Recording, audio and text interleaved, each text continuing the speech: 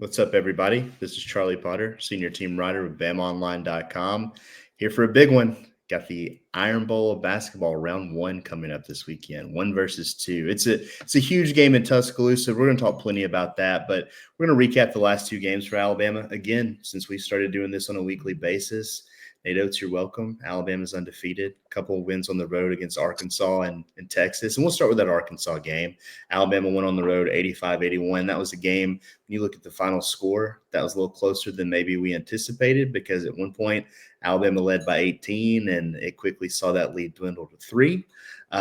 Some good in the game, but Nate Oates was a little upset with the way Alabama was unable to finish and the way that the game closed out. So when you look back at that road win over the Hogs on Saturday, Tim, just what was your biggest takeaway, and how big was it just to kind of get that win with what you had in front of Alabama with what was a big week this week? I think maybe they didn't have enough turnovers. Alabama, when they hit like a 14, one of their SEC lows, is one of their closest games. I mean, they never were in danger of losing, and that's kind of where I judge it by. You want to finish every game like you did Texas, but they were never, they never had the ball in a position to take the lead late. They led most of the second half. You do want them to finish out, but basketball is such a weird sport. Random people get hot. Not, anybody can score 30 in the night. Watch the NBA. You see the guy that was a UPS worker 2 weeks ago get a 2-week contract, score 18 for the Lakers or whatever. It's just a streaky sport, and when you lose it, you can lose it entirely, and that's kind of what Bama did down the stretch. Arkansas played some really good basketball at times, but at the end, where they needed the bucket, Sears gets a layup. He doesn't have to hit a half-court three. He gets right to the cup, easily layup to push that back out where they want to be. Got another easy basket coming down on the next possession, I believe, to push it to 4. Free throw shooting wasn't ideal, but again, every game's not going to be perfect. And, again, if you're old enough to watch some of Bama basketball in the past, I think you would take that win at Arkansas any day of the week, any year of your life. You'll take a 4-point win, even though it wasn't ideally the finish you might have liked. Yeah, and we talked about it going into that game. Arkansas was really hot going into it. They had the win over Kentucky, and I think they showed like their talent was evident. But Alabama, like you said, was able to take care of business. Blake, you were in Fayetteville. One, just what did you think of the game and the way that Alabama was able to play, both from a good and bad standpoint, but also just your experience in Bud Walton for the first time? Yeah, I liked Bud Walton. It's a really nice arena. It's very similar to the Dean Dome in Chapel Hill in like kind of its orientation, the way the seats are. It's just kind of got a smaller upper deck, but they still hold like 19,000. Like there's a ton of fans in there. Props to the fans that stayed, because a ton of people were leaving at like the under 12, the under 8. And then when they came back, Big Z hit a 3 to cut it to 3 points with like 2 minutes left. And that place erupted. Like that was maybe the loudest I've heard any arena this year. And that was with maybe 20% of the fans having already left. So imagine what it could have been if everybody stayed. But, Alabama played really well for most of the second half. And kind of in the blink of an eye, Arkansas came back, and it was just kind of a matter of like you stockpile a couple turnovers, a couple missed layups, with Arkansas just making everything at the right time. And all of a sudden a 15-point game goes down to a 3-point game. But I never really thought Alabama was in danger of losing, even though the game kind of got down to it. There was an Arkansas reporter that asked us, he went to NATO's press conference after the game, and before he came in there, he was like, did any of y'all think Alabama was going to lose? And I was like, no, not really, because right after they cut it to 3, like you said, Tim, Sears went down and got a layup, and then they push it to 5, and then you're like, okay, like they're good, they ended the run. And that's kind of how this team has been all season. Like, to their credit, sometimes they let leads slip away, but they're really good at the end of games. Like this team, their veteran kind of maturity shows, and that they know how to perform and what to do at the end of games, and they perform well in those moments. Like they don't really choke away leads to where they're giving it away, and they go down and they have to come back. Like they've performed really well at the end of the Kentucky game, the Mississippi State game, the Texas A&M game. These games that have gotten close in hostile environments down towards the end, and they've still found ways to pull it out because they know how to win, which I think is a really important aspect of this team, especially when you go into March and you're going to have weird games that come down to a wire. It's nice to know that you have a team that's been in spots like this that knows how to pull out wins whenever it gets close at the end. One quick You- follow-up. You when you look at the post-game setup, I've seen a lot of questions on the message board and the comments on YouTube. Just the tiny desk that Nate That was Oates was weird. sitting at. What was the whole like setup post-game? Like I think you mentioned some high top tables. It seems like it was a pretty Yeah. weird visiting media setup. So I asked. So a lot of most places put the visiting coach at the normal podium with the home coach, like Alabama does. Most other places I've been this year have done that. But the last two road trips, Mississippi State and Arkansas, have had separate visiting media rooms, but they haven't exactly been like a normal press conference room. Mississippi State, at least, Alabama brought their backdrop and put out like a folding table, so it looked kind of like a press conference setup. For Arkansas, all of their stuff is kind of in their tunnel. Like we went in and out the same tunnel that the team did, where the locker rooms were. But there was a room, and they told me like it's over in this corner. Just go in this room, and it's this nice kind of like meeting room. Like it had like a mini fridge and like dim lighting with lamps and a bunch of high top tables. And then there was like a black backdrop and this little tiny table that Oates was sitting at. And we all thought it was weird. It was kind of casual, almost too casual, because there weren't like, it wasn't normal press conference seating. Oates walked in and he was like, is this what we're doing? Like this is kind of strange. So yeah, if you watch the YouTube video and you saw a weird angle and Oates sitting at this really small desk, that's why, because it was a weird setup. Very weird. Yeah, just a ton of attention on that. And I'll say this, like from a football standpoint, most of the time you're in a separate room when you go on the road. And people have seen from our YouTube videos and things like that, you're oftentimes like in a closet. It's cinder block walls. Like it's a terrible setup most of the places on the road. But basketball usually isn't the case. So just a little bit of an anomaly. I guess has become more of the trend here. We'll see what happens. And I know that Auburn, it used to be in a smaller spot, but the last time we went to Neville Arena, I think Nate spoke where Bruce Pearl did. And we'll get more into that a little later. But Alabama stayed out on the road. Yeah, go ahead. One thing I wanted to say like about this team, they kind of remind me of, they say it's hard to be the leader, right?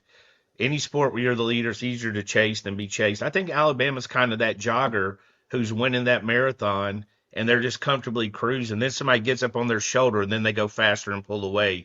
Because they do. Remember Vanderbilt? Vanderbilt hit a run. I looked up, it was 8. I was like, what happened? And then next thing you know, it's back out to 16 or 17 pretty quick. So it is hard to sustain an 18-point lead for 40 minutes. In fact, me and Blake have discussed it before. You don't get out 18 in the first 10 minutes and then keep going. Nobody wins by 70, whatever the math, 64 in the math there. So.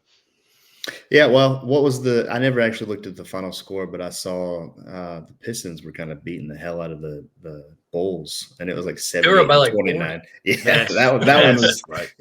That's a little. That's bit when you fire everybody. Yeah, that's like it's so. It's impossible. But you just don't see that happen much. But I will say, when you look at the next game, Alabama stayed on the road and went to Texas, and kind of a sprint in that one. To some extent, they led by double digits the entire second half.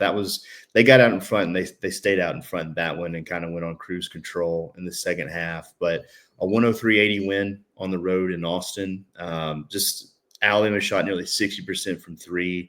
And the thing is, like, yes, Mark Sears and Aiden Holloway and Chris Youngblood made some threes. They do that night in and night out. But you had big games from beyond the arc from Jaron Stevenson, from LeBaron Philon, from Mo D. Like, if Alabama can get that, and that's not going to happen every night. I don't think people should expect Alabama to go out and make 17 threes a night and shoot 60% from deep. But if they can get guys like Jaron and Mo D, and especially LeBaron, to start knocking down some shots, they're going to be tough to beat. And so I think just from that perspective, with what was a trap game, a letdown game before this big game against Auburn, Alabama kind of, we've talked about it, they put their foot on a team's neck and really played well at Texas. Still had, some turnovers. I don't think Nate was very happy with, the second chance points and offensive rebound and things like that. But for the most part, when you look at it, a pretty impressive win on the road against Texas, Tim.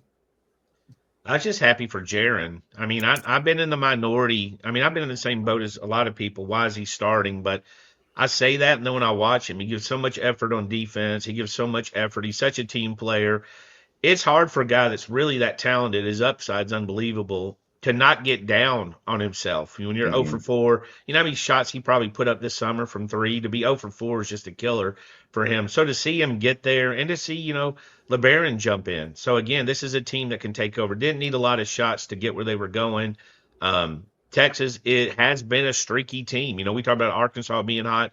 Texas has had its moments, good and bad. They were pretty hyped for that. Good crowd. They were loud. Trey Johnson, fantastic player.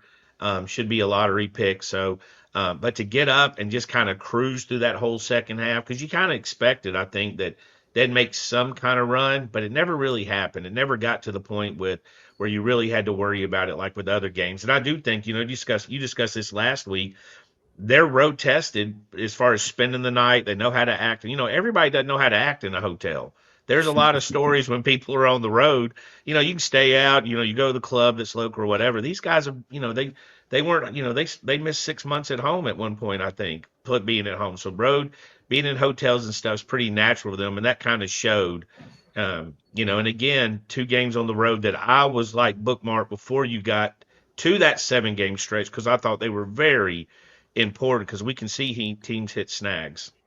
Yeah, I mean, just going on the road is tough, especially in this league. And Arkansas and Texas they're not at the top, but they're certainly capable of winning, especially on their home floor. So for Alabama to take care of business was big. And you mentioned Jaren, 22 points. That's a new career high for him. He went 4 of 5 from 3. You had, I think, 4 guys hit 3 or more threes in the game, and that includes Jaren, LeBaron, and Modi. Typically not guys you're getting that kind of production from. Just what did you think of the way that Alabama was able to shoot the ball, Blake? But overall, just your thoughts from that win over Texas. Yeah, I think the biggest thing was just they again showed how mature they are as a group, because this is like that's a prime letdown trap game, whatever you want to call it. Like, you're coming off of a road win that was a little closer than you thought it was going to be about midway through the second half. You stay out on the road, which, yes, it's good for travel, but can also be a distraction and something different that you're not used to, as far as staying out on the road, not getting to go home. And Monday, you find out that Auburn's 1, Bama's 2, and you've got like the game of the year on your schedule coming Saturday, college game days coming. You've got all of that you could look forward to. And they didn't. Like, they came out with excellent energy from the opening tip. I thought they were really locked in defensively. The defense in the first half was excellent. Like, that was one of the better defensive halves they played all season. And I don't really care that Trey Johnson went for 17 or 19 in the first half, because he was the only one really doing things. And outside And of those were tough shots. Those were tough shots. He was just being an NBA player and making tough shots. Sure. Outside of him, I'm pretty sure Texas shot like 29% in the first half. And so that 18-point lead wasn't built just off of hot shooting. It was built off of hot shooting plus really good defense, which tells me that they came ready to play and they came locked in and knowing what they were there to do. So that says a lot about the maturity of this team. And then in the second half, the defense wasn't as great, but then they just started hitting every shot, so it didn't really matter. I mean, that was great to see.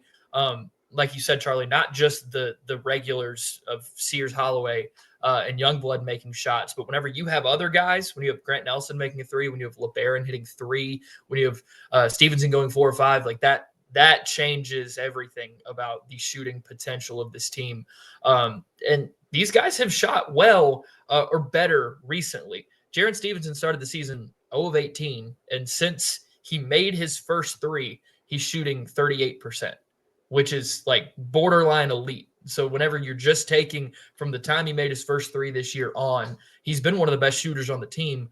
And I think we've kind of felt that. It hasn't been as apparent as when he went 4 or 5, because he hasn't had like a 3 or 4 make game. But every couple games, he's like 1 of 3, maybe he's 2 of 5, something like that, which is great to see, because whenever you have another shooter, a big man that can kind of take some of the pressure off of some of these other shooters, or another guy who can hit open shots, it just opens even more things up in this offense. And with LeBaron hitting shots, that's huge for him too, because it's clear over the last couple of weeks maybe even last month, that teams have kind of adjusted their scouting report on him, been sagging off of him from three because they know he's really only been a threat driving towards the rim. If he is making people respect that three ball, he's going to be driving and finishing way easier than he has been throughout much of conference play when he's been struggling. So good to see both of those guys making shots, and it shows we've been waiting to see a game where this team kind of hits everything from three. They're shooting 38% in conference play now,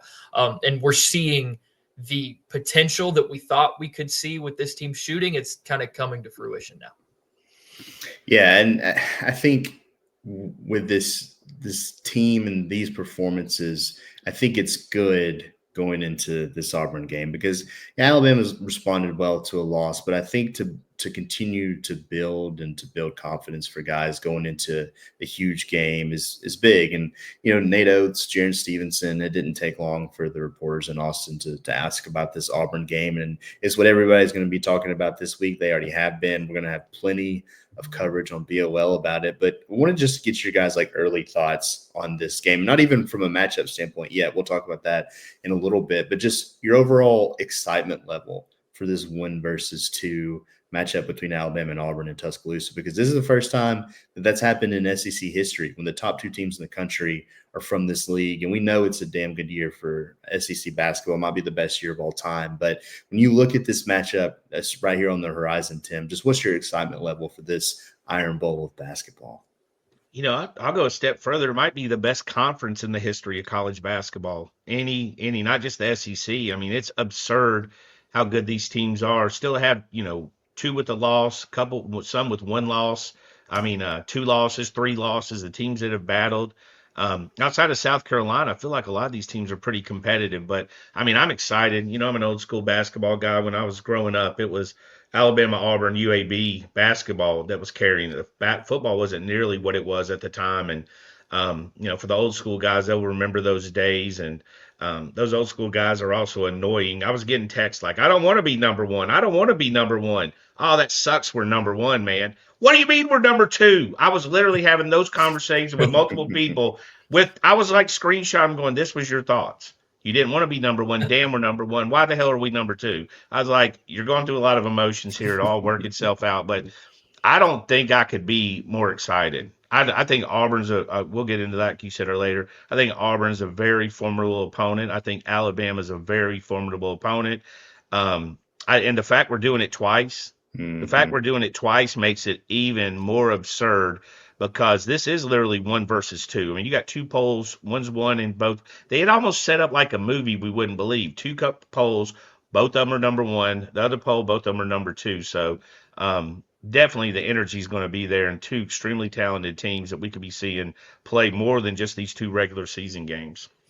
No, Tuscaloosa is going to be nuts on Saturday. You have College Game Day coming for the second time ever from a basketball standpoint. And, yeah, I mean, just to have the coaches have Auburn number 1, the AP poll have Alabama number 1. I thought Auburn should have still been number 1 in both. I think Nate Oates probably would have liked that too a little bit, if we're being honest. But I think the fact that they are split on it just shows, these are the top 2 teams in the country. And the fact that we're saying that in the state of Alabama in February, with both these teams right there in position to be number 1 seeds when the NCAA tournament starts again, it just kind of says the state of basketball in this state. And Blake, when you look at it, just how excited are you for this matchup? I know, just for me, and I know how much you like writing about basketball. I was just writing down things that we could ask on Friday, things that we could write beforehand. And I started to be like, that's too long of a damn list. How excited are you not only to watch this, but just to cover it? I mean, I couldn't be more excited. Being a basketball fan just in general, this is kind of everything you could ask for, especially with 2 programs that haven't been historically this elite. Alabama's had good moments. Auburn hasn't had a ton of good moments before Bruce Pearl, but to see them both be this good the same year is really incredible. Because even you think about this rivalry and how kind of intense it's been over the past 6 years when Nate Oates has been at Alabama, Bruce Pearl at Auburn. They've had great games, but usually it's one team that's been really good. Alabama's been elite and Auburn's been chasing, or Auburn's been elite and Alabama's been chasing, which has produced some really fun games, but we haven't had both of these teams be truly elite in the same year. And I think that makes it even more exciting. I would assume this is going to be the biggest game in Coleman Coliseum history. There's never been a number 1 versus number 2. In that, there's been some big games, but nothing like this. College game day coming for the second time ever. It's for they're both tied in the SEC standings, so you're playing for first place in the SEC in the toughest SEC it's ever been, and maybe the toughest conference there has ever been. And on top of that, they're playing for the number 1 spot in the country. So you add in, you're playing for number 1 in the SEC, you're playing for number 1 in the entire country. The winner of this game will be kind of deemed the best team in college basketball. Like there's not much more you can ask for. It's going to be great. I'm really excited to experience it and cover it and just see what I think is going to be a really good game on Saturday. You know what's crazy to me is this law, even the team that loses, it loses nothing other than pride and a little bit, because you got another game. Yeah, but you got another game. The loser has a redemption card 6 games away. You don't find that very often. You get this kind of matchup. You don't get a, hey, we got one down the road, but I think you want to win that first one. I think it'll mean everything to everybody on both sides. And that's why I'm excited, because I think the coaches know what it is. And look, not all coaches exhibit the love for basketball that Nate Oates and Bruce Pearl do. Some it's just a job they're good at. They love the game. And you can tell in their same thing about Calipari I was saying last week. They love the game of basketball, so they're going to be thrilled to be part of this. Pretty awesome. I'm interested to see what kind of sound bites come out of these press conferences leading up to the game too, because Nate and Bruce will say some stuff too. I'll say this though, like it is a first place game. You don't want to lose this game because you want to be able to still control your own destiny, even though I kind of hate that phrase. When it comes to the SEC regular season championship, because if you're Alabama and you were to drop the game on Saturday, you don't want to really go to Auburn having to win that game to maybe split or to win, because that's a tough place to play, even though Alabama's played really well on the road. But I think taking care of business at home, that's kind of first and foremost for Alabama. And I think that's what is going to make this game so interesting to cover. And also, like, Nate Oates has a chance to make some program history too. If he wins, he'll pass William Sanderson for the most ranked wins for an Alabama basketball coach, doing it in 6 seasons, which is crazy. But Tim, you mentioned it earlier, just looking at this Auburn team, what are they, 22-2, 10-1 in SEC play. Their only losses are to Duke and Florida. I think you'll take that every day of the week. But what stands out whenever you watch the Tigers? Is it just Janai Broome? Is it everybody? What stands out whenever you're watching them? I think Broome's the one that jumps out at you the most. Tremendous player, does so many things, close to 3 blocks, which I don't really feel people talk about enough. Can step outside and hit the 3. He's got that confidence that they feed off of. So he's definitely the highlight. But you got like 6 guys in double digits on this team. I mean, they're pretty well balanced. Mm-hmm. It's not just that one can go. They don't just need to go off of him. It's not, similar to maybe Mark last year a little bit where he was that go guy. They can go off other people. The matchups in this will be pretty amazing. There's going to be, on both sides, you're going to have advantages. If Broome is able to, if Cliff's on Broome and he drags him outside, that'll be a problem. Or Sherelle, I'd imagine Jaron would be on him. But you've got a lot of maturity, and I know there's been a lot of gifs and memes about how old Auburn is. They are an old team. They average 23 years, and it's true. OKC averages 24 years on their starters, so Auburn's right behind them. But all those guys were like first-round 19-year-old picks. So, I mean, this is the year. It's not old compared to what college basketball and college sports is right now. We saw a 28-year-old tight end at Miami this year, right? It's just Bruce Pearl went and found a lot of the more mature, more experienced guys, and that's what they're counting on. It's not necessarily more talented. I match Alabama's talent up, especially team talent, against anybody in the country. But they're going to have experience. They're going to have swagger. They're going to have confidence. But I don't think they played a team like Alabama. I mean, Duke was obviously a good team, but Cooper Flagg was a younger buck when that happened. I mean, he was very early in his career. They played well there. So, I mean, they have legitimate talent, and they're a very consistent team across the board. When you look at Auburn, Blake, I know you've kind of doo-dooed on some other teams when we talk about opponents, but I don't think you're going to do that right here. No, I mean, this team, they've been consistently the best team in the country this season. And a lot of that is because of their age. Like, I think they got off to a really, really hot start this year because you have a bunch of 22, 23, 24-year-olds that have not only been in 25-year-old, like 30-year-olds. Get them college in. basketball. Like they haven't just been playing college basketball for a long time, but they've been playing for Auburn together for a little bit now. And so they know what they're doing. They know their system. They know what Bruce Pearl wants out of them. And so they've been really good because of that. And I think another thing is Janai Broom's been great for a long time, and he's one of the candidates for Player of the Year. But it's what's around him that I think makes them so dangerous, like the shooting that they have around him.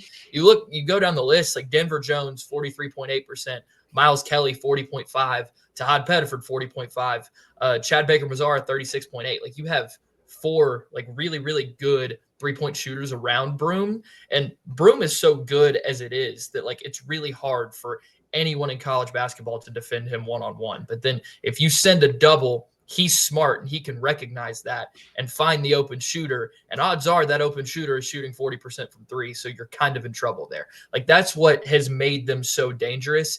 Because Broom has been great. Like Broom has been a double-double machine at Auburn for 3 years now. But some of their past teams haven't had this level of shooting around him, making it harder for them to score if somebody does go double Broom and he kicks it out to a 29% shooter. Like that's a lot different than what they've got going this year. They got a ton of length. It makes them a really strong defensive team. I think the shortest starter they have is like 6'4". So they start a lot of tall, lengthy players that are make it trouble for anyone to score on them. Like just top to bottom, they're a really well-built, veteran, mature basketball team that's good at all the right things you need to be good at to be successful in college basketball. And it's why they have 2 losses in mid-February. Like there's a reason for that. And they've been the best team in the country so far. When you both kind of mentioned it, and I mean, I mentioned it too when asking Tim, but when you look at kind of just from a matchup standpoint, because you can't really double Janai Broom like you were talking about, Blake, because they have so many guys on the floor. So what is, in your opinions, I'll ask both of you guys this, just the best matchup for Alabama? Because Alabama, from a big man perspective, is different than last year, with Cliff coming in, with Aiden Sherrill coming in. You have Grant Nelson playing more at the 4. We've seen Sharon Stevenson at the 3. Your lengthier players, you have some options. Mo D, we know, is strong defensively. So from just a matchup standpoint on Janai Broom, if you're Nate Oates, like where do you go? If it's me, I do push him outside and try to keep him somewhat contained. Jaron's got the length. He doesn't necessarily have the strength. Mo D probably has the strength, probably not as athletic if he tries to drive by him. But again, you got Cliff. This is where Cliff comes in handy. And I think, Bama fans were expecting triple doubles or something, Akeem Olajuwon, but there's a lot of stuff not happening at that rim because Cliff's winking at you. You know what I mean? So that's going to be a big factor. A big factor in this game also going to be who gets in foul trouble. You got some bigs that are going to bang with each other on both sides. You could see some foul trouble, which could change it. And to me, the X factor is crazy enough. It's going to be Aiden Holloway. It's going to be LeBaron. Aiden would be my choice. Which one of that group around the edges gets hot, stays hot, and then, of course, how does Mark play? So, I mean, all the basics in this game. We know who these two teams are, right? There's no surprises coming from these two teams, in my opinion. What about you, Blake? What do you look at when it comes to just defending Janai Broom? I think you have to at least start and see what Cliff has for him. Like that's kind of the reason that you went out and got a rim protecting center, not just for Broom specifically because you needed one, but like now that you're going up against a dominant post player, you have to see what he has. And if he doesn't have it, then you start trying to change things up. Maybe bring a double. I think Grant Nelson is really valuable here as a weak side rim protector, as someone that can come over and help if Cliff gets beat, because if I'm picking the matchups with the starting lineup, I'm putting Cliff on Broom, and then I'm leaving Grant Nelson on Dylan Cardwell because he's a little less of an offensive threat. He's a lob threat, but he's not like a back to the basket threat, and that's the kind of guys that Grant Nelson struggles with. So kind of utilizing Nelson as kind of a roamer on the weak side, I think can be really helpful. And then you've got to keep, like, I don't think you can bring a double from the wing. I don't think you could bring a double from the outside. Those guys have to stay glued to shooters because you can't just let Auburn bomb away threes on you. Like that's going to be trouble. So I think you see what Cliff has. And if he plays a good game, he plays a good game, and you're in a good spot. I think it's also interesting. Broom hasn't been quite as efficient the last few weeks, really since he came back from that ankle injury. He's been pretty inefficient from the field, and I've seen Auburn fans complaining about it on Twitter. I've just seen it watching. Like, he wasn't all that great against Florida. A lot of his points were kind of scored in garbage time. Was pretty inefficient against Vanderbilt and in some other games. So that's something to monitor. I think they think he's kind of playing hobbled, but clearly he's good enough to go, and he's good enough to get double doubles, but maybe not quite as efficient, which could play into Alabama's favor. But, he might be amped up for this game. You never know. Like, he's one of the best players in college basketball for a reason. And it's going to be tough to stop him regardless. And Tim talked about this a little bit. I was going to ask both of you guys just your X factor, because for me, I think it is Cliff Amore when you look at just this matchup against Janai Broome, because if Cliff – and Cliff's played really well in SEC play. I don't think we have actually talked about that quite enough. But if he's able to, handle business, then this could be a good and big day for Alabama. Auburn obviously has other options offensively, but if you're able to take care of a guy that's, in contention for National Player of the Year, I think that's huge. So I think for me, what Cliff is able to do early, I think can go a long way in deciding this game. But, Tim, you kind of teased yours a little bit with LeBaron and Aiden Holloway. Just who's your X factor and what makes you go with that guy? I think it's just the guard play. I mean, which one of the guards is going with Mark, assuming he has his normal, 18 to 21 point game? He'll be amped up for this. Feels a little bit like Mark's kind of playing the Malachi Moore role in these games now. You know what I mean? That playing them a certain number of times and having the battles, and they've had some great battles. But I think Aiden's going to be big. How does he react? Former teammates, and how is he going to press to show Auburn, look what you missed, or does it even matter? My guess is he'll play his normal game and his normal routine, which will be big. Chris is another one. So for me, it's the guard play more than anything. Bama's got to shoot the ball. They've got to defend the perimeter. What happens inside just happens inside, in my opinion. I think a lot of this game will be decided outside, because Auburn's proved Alabama, and we know Alabama wants to play fast, and Auburn's okay playing fast. When teams push them, they'll get out and run with them. So, I mean, I'm expecting a high-scoring game, and I think the guards, especially Aiden, maybe a young blood, is going to have to fill in that role to go as sidekick. Yeah, Aiden Holloway is an X factor. Who had that one on the bingo card going into this one? I think everybody. Not the Auburn fans on Twitter and message That's boards. fair. I was being facetious. I mean, I think for this one, a lot of eyes are going to be on Holloway, and he's played Absolutely. well. And I think it's going to be interesting to see how he keeps his emotions in check for this His one. His confidence level is sky high. Yep. That dribble in, step back shot, that NBA thing, dude, is like when you're doing stupid stuff like drive in and step back, you're at because I mean, nothing is set on that shot. You've leaned in, you've leaned back, it's like a crazy dance move, and to make it with no problem, his confidence level is through the roof. Yeah, I just think that it's obviously going to be a story, and rightfully so. And I'm fascinated to see how just he plays his former team. So for you, Blake, who's your X factor in this one? I think it's LeBaron for me, because Alabama's played so well kind of throughout the last month without him having like more than 2 total good games. Like, he kind of hit a wall. Teams adjusted the scouting report, kind of like I said earlier. Andy's been dealing with that ankle, which he seems fully healthy now. And Oates said he'd have a little more pop, which he did against Texas. But if he can build on that Texas game and he can shoot well from 3, he can continue getting downhill. He can continue defending the way he's been defending.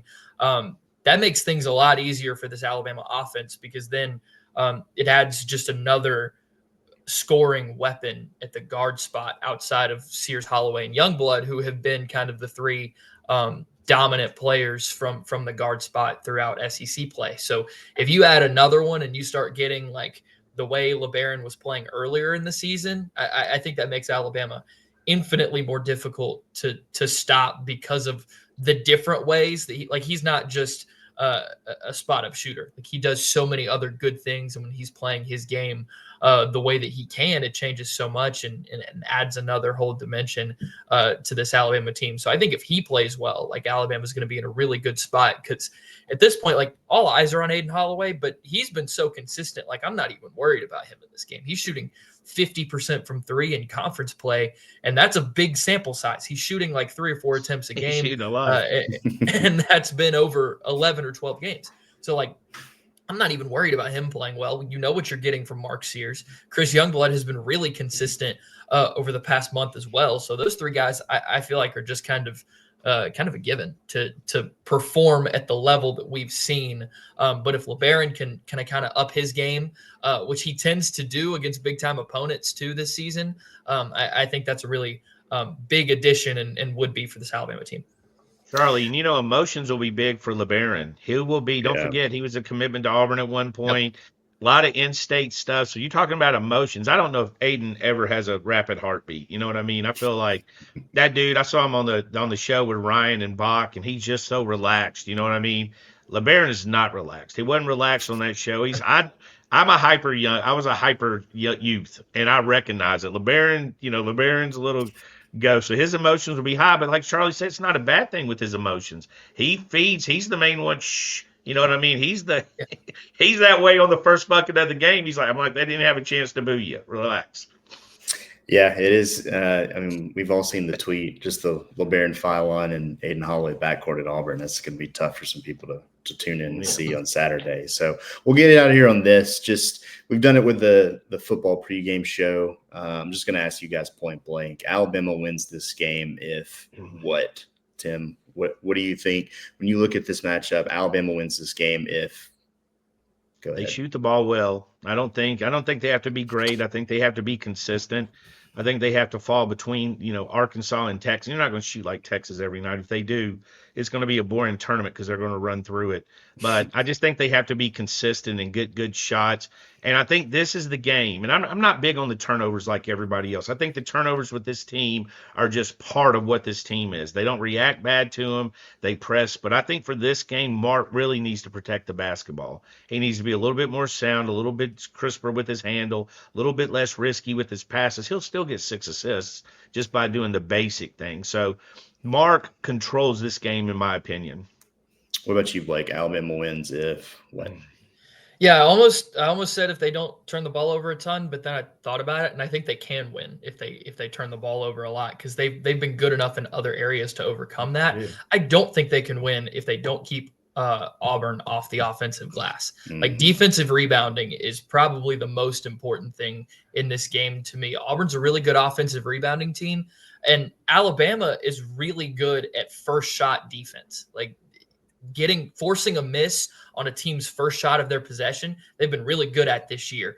Once you give up an offensive rebound, that those points per possession numbers skyrocket for a team on their second shot. Like, you've got to clear the miss, get a defensive rebound, and push in transition like they have all season. And defensive rebounding has, oddly enough, been kind of a struggle at times for Alabama this year, which is strange considering how good of an offensive rebounding team they've been. But if they can keep Auburn off the offensive glass, keep Janai Broome off the offensive glass, Dylan Cardwell, guys like that, and they can clear misses and get out, like, they're going to be in a really good spot. So holding Auburn to a more limited number of offensive rebounds, I think if they do that, they'll leave the game with a win. For me, like, I'm with you guys that, like, turnovers aren't the end all be all, but you don't want to see them get up close to 20. Like, they had 17 at Texas, still won by 23. But I think when you look at it, it's kind of encompassing what both of you said. Texas scored half of their points off of turnovers and second chance points. I think they had 39 of their 80. That you don't want to see that number get high for Auburn because I don't think that's going to bode well for Alabama. I think, like Blake said, first of all, you need to keep Auburn off the offensive glass, but you also need to take care of it. I think 14, 15, you live with that. I think Alabama's fine with that 7.5. I think that's – you almost should come to expect that. I think to this point with this team, it's not going to make or break a game by any means. But once it starts getting closer to 20 is when you start getting into trouble. So I think just cutting down on turnovers, cutting down on the second chance points you give up, the points off of those turnovers, I think is big. And they're not going to shoot 60% from three. But like Tim said, if they do, we'll have a good time in San Antonio here in a couple months. So good show, guys. You and the churros. Yeah. The churros. And the big women. Some healthy women down there. Charles Barkley kills me yeah. when he's talking about those things. They're going to murder him one day. I don't know what my favorite place in Texas for him to talk about is, either San Antonio or Galveston. One of the two. Oh my gosh. He was they're killing my Pelicans with the Galveston. We're sending you down. Yeah, that's water in the dirt. That's what dirty water. That ain't no beach. Well, that's a good way to stop the show with Sir Chuck. I'm sure he'll be tuned in. Hell, he might be in Tuscaloosa. Who knows? But it wouldn't surprise me. If he's not, everybody else will be. It's going to be a big weekend in Tuscaloosa. We'll have just an insane amount of coverage for this game, like we do every game, but this is a big one. If you've stayed this long, be sure to like and subscribe to our YouTube channel. Hit that notification bell so you get notified whenever a new video is up. And then if you're listening via podcast, give us 5 stars for sure. We appreciate that. Looking forward to it on Saturday, fellas. We'll see you guys on BOL. We'll see you guys on the next show.